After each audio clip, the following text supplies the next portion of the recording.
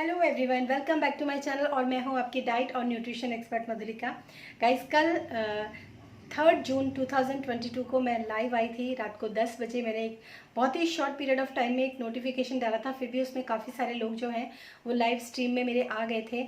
और अगर वो लाइव स्ट्रीम आप देख पाएँ तो ज़रूर देखिए। वो मेरे channel YouTube channel Madhulika Kashyap पर आपको मिल जाएगी, क्योंकि उसके अंदर बहुत सारे इंपॉर्टेंट क्वेश्चंस थे जिनके बारे में लोगों ने मुझसे पूछा और मैंने उनको आंसर किया। हो सकता है वो क्वेश्चन आंसर, अगर आप थायराइड पेशेंट हैं या फिर आपके घर में कोई थायराइड पेशेंट है जो कि रेगुलर सिर्फ मेडिसिन खाते हैं और उसको ठीक करना चाहते हैं, तो आप में से बहुत सारे लोग हैं, अगर उस लाइव स्ट्रीम को देखेंगे तो उसमें आपको काफ़ी सारे क्वेश्चन के आंसर्स जो हैं वो मिल जाएंगे। सो अगर मौका मिले तो आप उस लाइव स्ट्रीम को ज़रूर देखिएगा, वो आपको मेरे चैनल पर ही मिलेगी। और अब हम बात करते हैं आज के वीडियो के बारे में। आज का वीडियो है बहुत इम्पॉर्टेंट। क्योंकि आज मैं आप लोगों के साथ एक ऐसे बहुत इम्पॉर्टेंट थायराइड टेस्ट के बारे में बात करने वाली हूँ जिसके बारे में इंडिया में अक्सर कोई बात नहीं करता है और ना ही रिकमेंड किया जाता है इस टेस्ट के बारे में। सो ये टेस्ट क्यों इम्पॉर्टेंट है और क्या इस टेस्ट से पता चलता है और क्यों इंडिया में नहीं बताया जाता इस टेस्ट के बारे में, और कौन कौन से फैक्टर्स हैं जिसके बारे में मैं इसी वीडियो में आप लोगों से चर्चा करूँगी। बहुत सारी चीज़ें हैं, बहुत सारी बातें हैं जो करने वाली हूँ इस वीडियो में, और बहुत ही ज़्यादा नॉलेज और बहुत ज़्यादा आपको आपके क्वेश्चन के आंसर्स मिलेंगे इस वीडियो में। ना सिर्फ बल्कि आपको बहुत सारी नॉलेज मिलेगी, बहुत सारे आइडियाज़ मिलेंगे आपको इस वीडियो में, जिससे आप अपने थायराइड को ट्रीट कर सकते हैं। वैसे तो मेरी हर वीडियो में यही कोशिश होती है कि आप अपने थायराइड को ट्रीट करें खुद घर बैठे, इसीलिए मैं इतना ज़्यादा विजडम जो है वो आप लोगों को अपने यूट्यूब चैनल के माध्यम से देती रहती हूँ। और इसका एक बेनिफिट और मुझे भी होता है, क्योंकि जब आप लोग मुझसे मेरे कमेंट बॉक्स में आकर कोई भी वीडियो होता है जिसके बारे में आपने सुना होता है और उसको एडवाइस जो है उसको फॉलो किया होता है और आपके थायराइड लेवल रिवर्स हो जाते हैं, TSH रिवर्स हो जाता है, मतलब लोग मुझे लिटरली आके बताते हैं कि मैम हमने ये चीज़ें फॉलो की और हमारा जो TSH है वो रिवर्स हो गया है, हमारी थायराइड की डोजेस जो है वो रिड्यूस हो गए हैं, कुछ लोगों की तो बंद भी हो जाती हैं, थायराइड लेवल जो है TSH लेवल जो है वो नॉर्मल रेंज में आता है।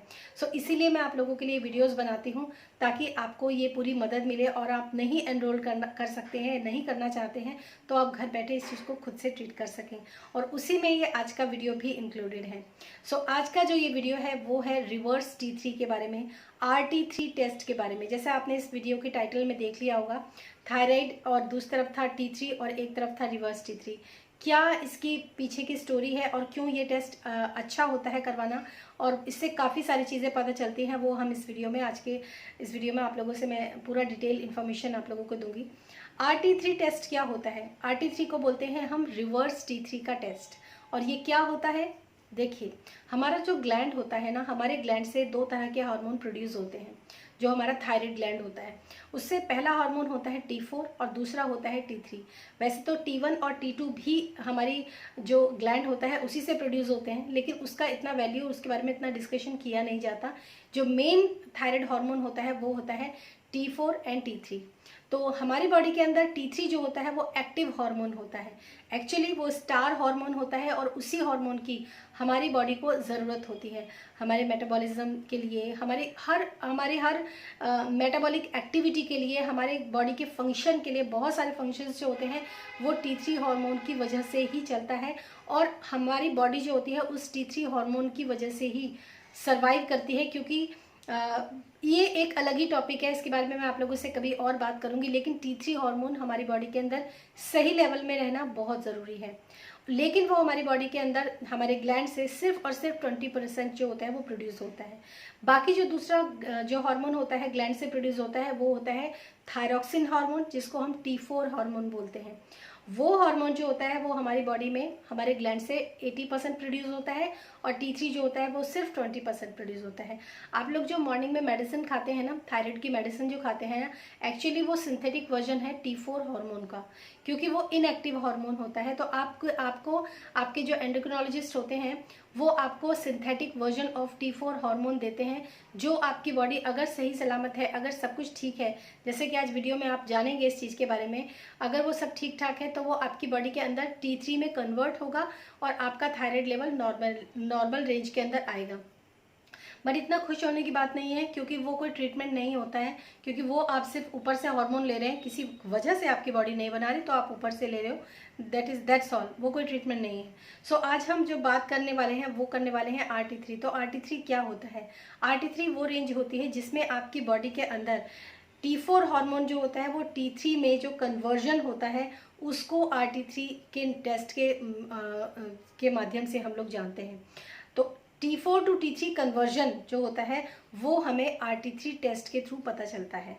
तो इस जब एक चीज़ आप याद रखिए, अगर आपका T4 टू T3 कन्वर्जन यानी कि RT3 जो है वो हाई है, दैट मीन्स आपका T3 लो होता चला जाएगा बॉडी के अंदर, और ये कोई अच्छी चीज़ नहीं है। मतलब अगर आपकी बॉडी के अंदर T3 लो है डेफिनेटली आपकी बॉडी के अंदर TSH और ज़्यादा बढ़ा हुआ होगा। तो जितना ज़्यादा RT3 होगा उतना ही कम T3 होगा और उतना ही ज़्यादा आपका TSH बढ़ा हुआ होगा। तो RT3 high, T3 low and RT3 high, TSH high. So ये इसका एक बेसिक जो है आप इसको समझ सकते हैं। और RT3 आपका हाई नहीं होना चाहिए। किन किन कारणों से आपका RT3 हाई होता है वो आज मैं इस वीडियो में आप लोगों से डिस्कस करूंगी कि कौन कौन से ऐसे फैक्टर्स हैं जिसमें आपका RT3 जो है आपकी बॉडी के अंदर हाई हो जाता है। और नेक्स्ट वीडियो में मैं आप लोगों से डिस्कशन करूंगी कि उसको लो करने के लिए या फिर T3 को बढ़ाने के लिए आप क्या क्या चीज़ें हैं जो कर सकते हैं। तो सबसे पहला फैक्टर क्या है, सबसे पहला इंपॉर्टेंट रीज़न क्या है कि आपकी बॉडी के अंदर जो RT3 है वो हाई हो जाता है। आप में से इस चीज़ को बहुत सारे लोग एग्री करेंगे कि आपके अंदर जिन लोगों को थायराइड है, जिन लोगों को स्पेशली हाइपोथायराइड है, वो लोग अक्सर ओबेसिटी के शिकार हैं ही। और अब वो किसी भी कीमत पर एनी कॉस्ट वो लोग अपने वेट को रिड्यूस करना चाहते हैं। मेरे पास ऐसे बहुत सारे पेशेंट्स हैं, इस वक्त भी हैं, जो लोग हाइपोथायराइड के पेशेंट हैं, बहुत से लोग हैं जिनको ऑटो इम्यून है। तो वो लोग क्या चाहते हैं? वो लोग यही चाहते हैं कि उनका थायराइड जो है वो रिवर्स हो जाए, उनके TSH जो है वो रिवर्स हो जाए, उनके जितने सिम्टम्स हैं, उनका एनर्जी लेवल है नहीं बिल्कुल भी, वो एनर्जी लेवल्स इंक्रीज़ हो जाए, उनका वेट लॉस हो जाए। और ये सब पॉसिबल होता है मेरे साथ जब आप मेरे साथ एनरोलमेंट लेते हैं। तो विद इन 3 मंथ्स गारंटी के साथ, विद इन 3 मंथ्स अगर आप मेरे साथ पूरा कोऑर्डिनेशन के साथ चलते हैं तो आपका जो TSH लेवल होता है वो रिड्यूस हो जाता है, आपका वेट लॉस होता है, आपके एनर्जी लेवल्स इम्प्रूव होते हैं, आपके सिम्टम्स और अच्छे हो जाते हैं अगर आप 3 महीने के एनरोलमेंट में मेरे साथ आते हैं तो ये तो हुई अलग बात। और अगर आप आना चाहते हैं तो मेरा व्हाट्सएप नंबर आपको डिस्क्रिप्शन बॉक्स में मिल जाएगा। वहाँ पर आप सिर्फ और सिर्फ इतना ही मैसेज कीजिए कि आप मेरे साथ कंसल्टेशन बुक करना चाहते हैं या फिर एनरोलमेंट लेना चाहते हैं ट्रीटमेंट के लिए। तो बात करते हैं हम RT3 के बारे में, रिवर्स T3 के बारे में, कि कौन कौन से फैक्टर हैं जिसकी वजह से आपका RT3 जो है वो हाई हो जाता है। तो इसमें क्या चीज़ें हैं जो मैं आपको बताऊंगी। सबसे पहली बात जो जैसा कि मैं आप लोगों से डिस्कस कर रही थी कि अक्सर लोग मोटापे के शिकार हो जाते हैं, ओबेसिटी के शिकार हो जाते हैं, उसके चलते ही लोग सबसे बड़ी गलतियां करते हैं। और वो गलती सबसे बड़ी क्या होती है? Calorie restricted diet. जब वो लोग कैलोरी रिस्ट्रिक्टेड डाइट लेना शुरू करते हैं तो उस समय पर उनकी बॉडी के अंदर ये जो RT3 होता है ये हाई हो जाता है। क्यों होता है? क्योंकि एक तो आपकी बॉडी वैसे ही न्यूट्रिशन में डाउन है, क्योंकि आपको हाइपोथायराइड है। तो आपको अपनी बॉडी के अंदर न्यूट्रिशन जो है वो लेवल उसको बिल्कुल परफेक्ट और मेंटेन रखना बहुत ज़रूरी है, चाहे वो डाइट से हो चाहे वो सप्लीमेंट से हो। अगर सप्लीमेंट भी तभी दिया जाता है अगर मेजर डिफिशिएंसी है तो अगर आपकी बॉडी के अंदर आप मोटे हैं और आप किसी वजह से आपने कैलोरी रिस्ट्रिक्टेड डाइट को फॉलो करना शुरू किया तो आपका RT3 हाई हो जाएगा और आपकी बॉडी के अंदर TSH भी बढ़ जाएगा। वो क्यों होता है? क्योंकि कैलोरी जहाँ रिस्ट्रिक्ट होती है आपकी बॉडी के अंदर जो न्यूट्रिशन जा रहा है वो भी रिस्ट्रिक्ट हो गया, वो भी ब्लॉक हो गया। उसके चलते लोग गलतियाँ आजकल क्या कर रहे हैं कि लोग ये सोचते हैं कि अगर आयरन डेफिशिएंसी है तो आयरन का सप्लीमेंट लो, लेकिन वो फूड से आयरन लेंगे तो हमारी बॉडी में खाना जाएगा और खाना हमको कम खाना है। ऐसा बिल्कुल नहीं है, ये सिर्फ आपका मिथ है। जो लोग बहुत ज़्यादा सप्लीमेंटेशन एक साथ इंक्लूड कर लेते हैं उनकी बॉडी के अंदर भी RT3 हाई हो जाता है, क्योंकि कहीं ना कहीं अगर आप आयरन का सप्लीमेंट ले रहे हो तो अगर आपने आयरन रिच फूड लिया है, सपोज अगर मैं आंवले की बात करती हूँ, आंवले के अंदर आयरन भी है और विटामिन C भी है, जो कि एक दूसरे के साथ ऐसे कॉम्बिनेशन में है कि अगर आप बॉडी का अपनी आयरन दे रहे हैं तो विटामिन C उसको एब्जॉर्ब करने में हेल्प करता है। यही तो नेचर का कमाल है। तो तो नेचर जो कुछ भी देता है, जैसा भी देता है, अगर आप उसको उसी फॉर्म में लेने की कोशिश करते हैं तो ज़रूर आपकी बॉडी जो होती है वो उस पर रिस्पॉन्ड करती है। लेकिन जब लोग ये सोचते हैं कि खाने से बचने के लिए बहुत सारे तरह के सप्लीमेंट अपनी बॉडी के को देना शुरू कर देते हैं, तो आपकी बॉडी जो होती है ना वो पूरी तरीके से मिसगाइड हो जाती है। उसको समझ में नहीं आता कि कौन से सप्लीमेंट को एब्जॉर्ब करना है, और आपस में कुछ सप्लीमेंट्स तो ऐसे होते हैं जो आपस में ही क्लैश कर जाते हैं। उसकी वजह से भी आपकी बॉडी के अंदर RT3 हाई हो जाता है। और RT3 हाई होने से और दूसरी चीज़ क्या होती है, आपकी बॉडी की जो मेटाबॉलिज्म होता है वो स्लो डाउन हो जाता है। तो कमाल देखिए लोग क्या करते हैं, अपनी बॉडी को कैलोरी रिस्ट्रिक्टेड मोड पे डालते हैं जिससे उनका मेटाबॉलिज्म जो है वो स्लो हो जाता है, और अपनी बॉडी को ऐसी ही चीज़ें देना शुरू करते हैं, क्योंकि थायराइड में मेटाबॉलिज्म लो होता है, तो अपनी बॉडी को ऐसी चीज़ें देनी शुरू करते हैं जिससे आपका मेटाबॉलिज्म हाई हो। तो calorie restricted diet metabolism slow करती है, और आपके ऐसे एफर्ट्स जो आपकी बॉडी के अंदर मेटाबॉलिज्म को फास्ट करते हैं, तो ये जो एंड ऑफ द रिजल्ट होता है वो क्या होता है, आपकी बॉडी इरिटेट होती है और आपकी बॉडी के अंदर जो TSH होता है वो और ज़्यादा हाई हो जाता है। तो जनरली लोग मेरे पास ऐसे जब आते हैं और बोलते हैं कि हमने ये सब किया है, हमने बिल्कुल प्रॉपर डाइट भी किया है, और हमने जो ये आजकल जो फैशन में इतने सारे सप्लीमेंट्स आ गए हैं, थायराइड सप्लीमेंट है और बहुत सारे सपोर्टिव सप्लीमेंट हैं, वो सब हमने लिए हैं, लेकिन फिर भी कोई रिजल्ट नहीं मिला। कहाँ से रिजल्ट मिलेगा, क्योंकि आपको नॉलेज पूरी नहीं है। तो सबसे पहला जो एक रीज़न है वो है आपको कैलोरी रिस्ट्रिक्टेड डाइट पे नहीं जाना है, वरना आपका मेटाबॉलिज्म जो ऑलरेडी कॉम्प्रोमाइज़ है वो और ज़्यादा कॉम्प्रोमाइज़ हो जाएगा, और उसकी वजह से आपका TSH भी हाई हो जाता है। और इस तरह की जब सप्लीमेंटेशन जब आप अपनी बॉडी को दे देते हैं ना बहुत सारे, उसके बाद उनको रिलीज़ करने में टाइम लगता है। तो थोड़ा सा आप इस चीज़ के प्रति अपने लिए अवेयर होना शुरू कीजिए। सेकेंड रीज़न क्या है आपकी बॉडी के अंदर RT3 हाई होने का, और वो होता है इन्फ्लामेशन। इन्फ्लामेशन आपकी बॉडी में बहुत सारी है, आपको कैसे पता चलेगा, अगर आपकी बॉडी के अंदर कहीं पर भी पेन्स होते हैं, चलते हुए आपको तकलीफ होती है, उठने में आपको हाथों पैरों में सूजन, आपके फेस पे स्वेलिंग रहती है, आपके हाथों पैरों में काफ़ी सारे स्वेलिंग आपको फील होती है, एनर्जी लेवल्स तो खैर डाउन होते ही हैं, कई बार इन्फ्लेमेशन जो होता है वो आपकी जॉइंट में भी डिपॉजिट होता है, जिसकी वजह से गलतियां करते हैं आप, कैल्शियम के सप्लीमेंट लेना शुरू कर देते हैं, लेकिन वहाँ पर इन्फ्लामेशंस होती हैं।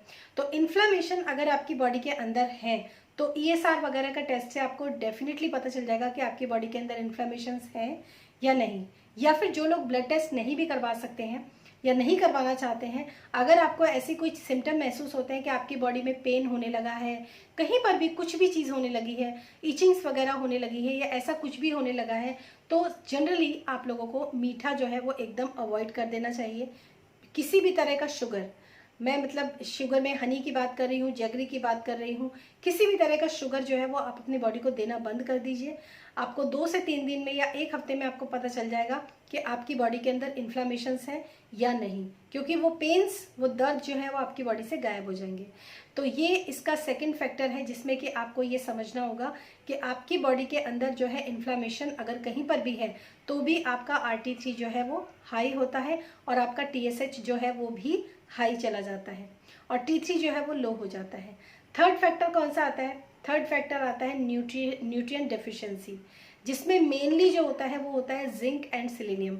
जनरली लोगों के अंदर जिंक जो होता है वो डेफिशिएंट होते ही हैं जिंक में, तो उसके चलते आप लोग सप्लीमेंट्स वगैरह लेना शुरू करते हैं। बट आपको जो कोशिश करनी चाहिए, जिंक रिच फूड कौन से हैं, आपको एक बार यूट्यूब में सर्च करना चाहिए, गूगल पर सर्च करना चाहिए, और जो वो जिंक रिच फूड होते हैं वो आपको लेने चाहिए। जिंक और सेलेनियम ये 2 बहुत इंपॉर्टेंट न्यूट्रिएंट होते हैं, मिनरल्स होते हैं, जो कि आपकी बॉडी को लेने ही चाहिए। ट्रेस मिनरल्स होते हैं ये, मतलब आपकी बॉडी को बहुत कम मात्रा में इसकी ज़रूरत होती है, लेकिन वो भी कई बार आप पूरे नहीं ले पाते।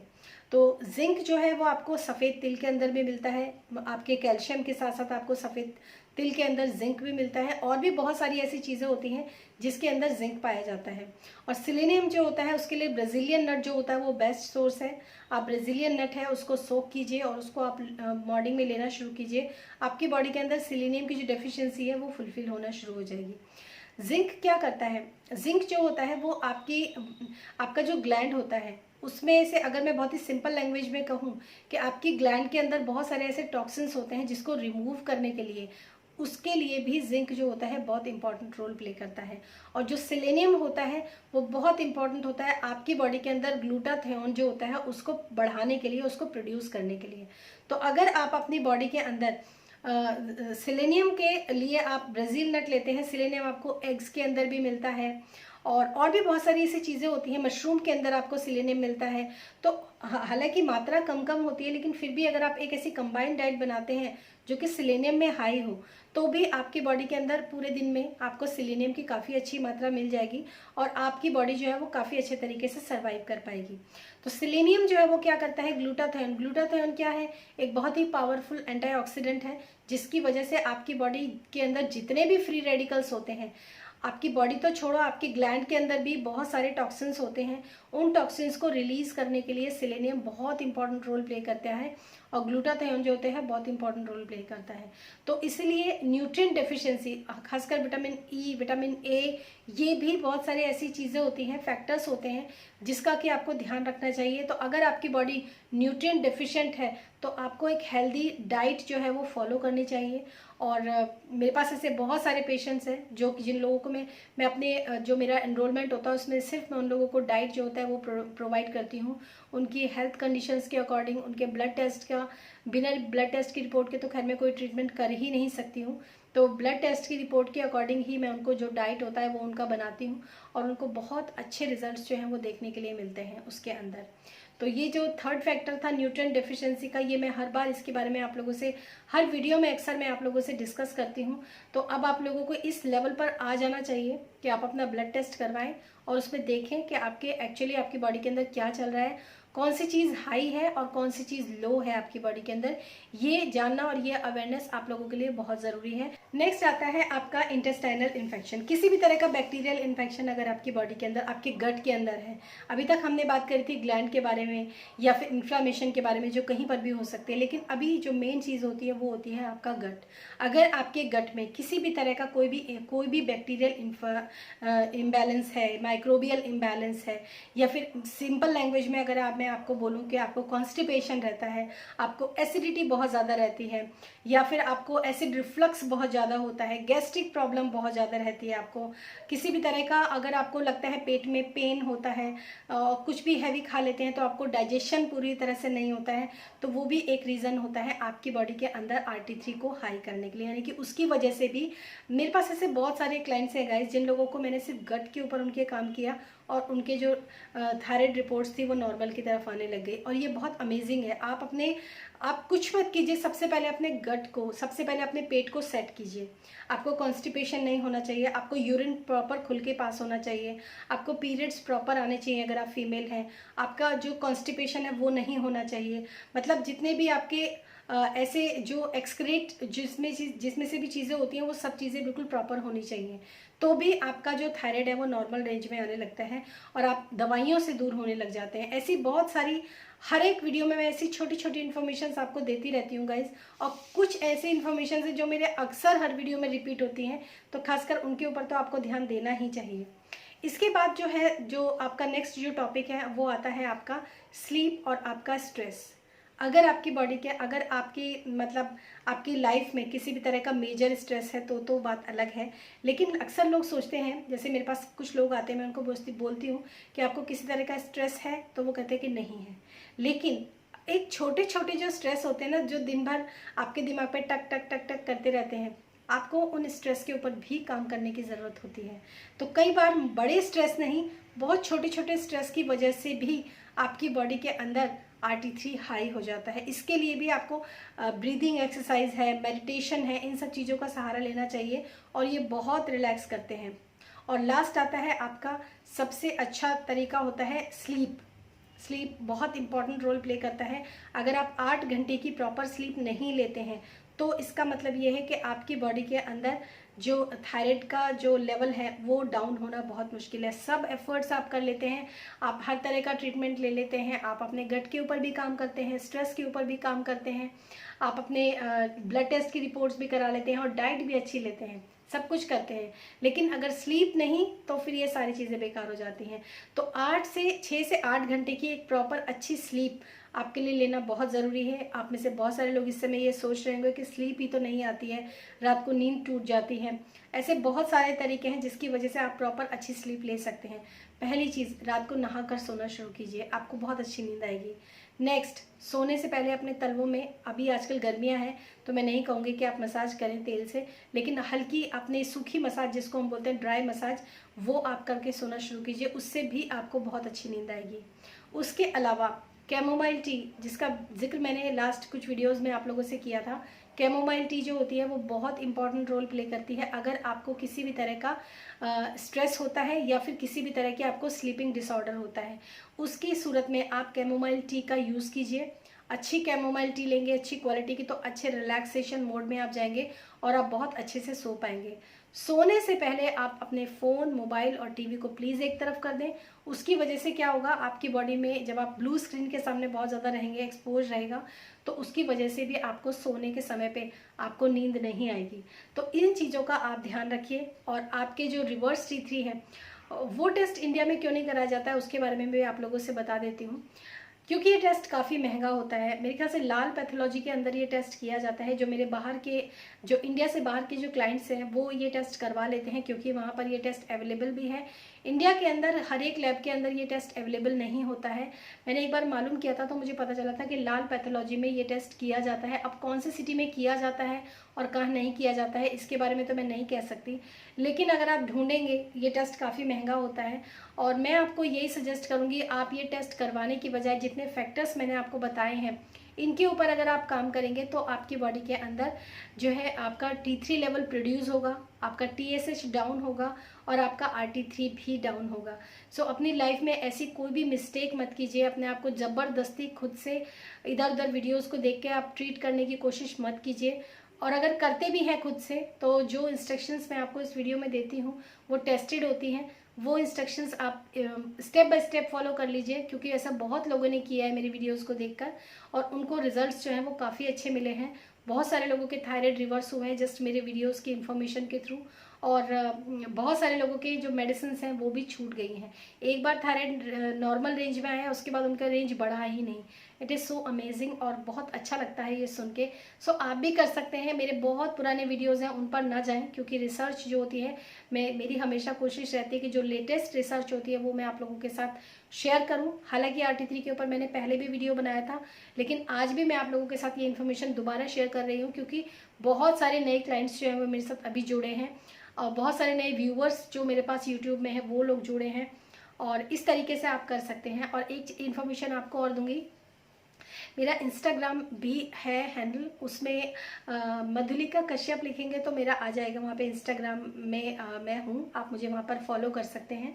और बहुत ज़्यादा एक्टिव तो नहीं रहती हूँ मैं, फिर भी कोशिश करती हूँ कि जो मील्स मैं खाती हूँ या फिर जो भी इन्फॉर्मेशन मेरी होती है वो आपको इंस्टाग्राम पे मिल जाए। बहुत जल्दी मैं इंस्टाग्राम पर भी एक्टिव हो जाऊँगी, तो आप मुझे इंस्टाग्राम पे फॉलो कीजिए। अगर वहाँ पे आप मुझे फॉलो कर लेते हैं और वहाँ पे अच्छे खासे फॉलोअर्स हो जाते हैं तो मैं यूट्यूब के अलावा इंस्टाग्राम पर भी एक्टिव हो जाऊँगी। हालांकि एक्टिविटी बहुत कम रहती है, क्योंकि मेरे पास स्टडी को छोड़ के और दूसरा टाइम बचता नहीं है।